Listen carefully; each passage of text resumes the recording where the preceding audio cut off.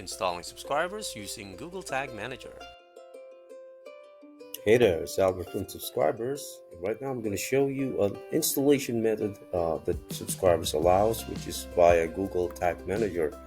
Uh, Installation via Google Tag Manager is a recommended method and also an awesome alternative installation. Okay, so considering you already created a GTM account, what you need to do is create the account for your website. Let's see, for example, subscribers.com. So we created this subscribers.com tag manager in GTM. All right, so let's get started with the installation.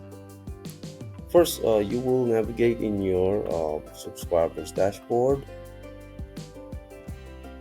and under settings, you can click. You can find the settings either by clicking the gear icon at the top or at the bottom left. Okay, from here you'll navigate under install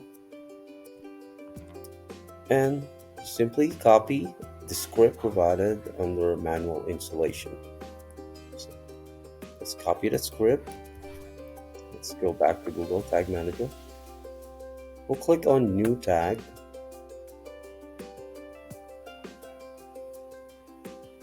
Okay, let's put a name. Say subscribers.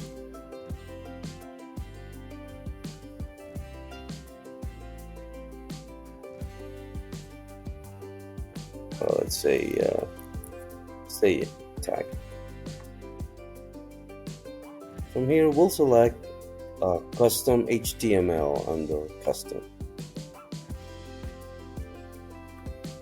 We'll go ahead and paste. Okay, and then under advanced settings, we'll make sure to set it as the default once per event. Okay, and then remove scroll down under triggering, and we'll select all pages. Hit on add, and let's hit save. Next is we will publish. First we will click on submit, and then we'll hit on publish. And that's it. You have installed the Subscribers web push tool on your website.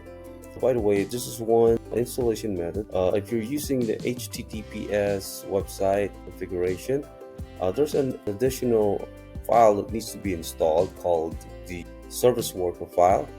You can find instructions on how to install this additional file in the subscriber support page under DIY installation, how to install service worker file. Sign up now to subscribers.com and keep your site visitors coming back with smarter web push notifications with Subscribers. Thank you for watching.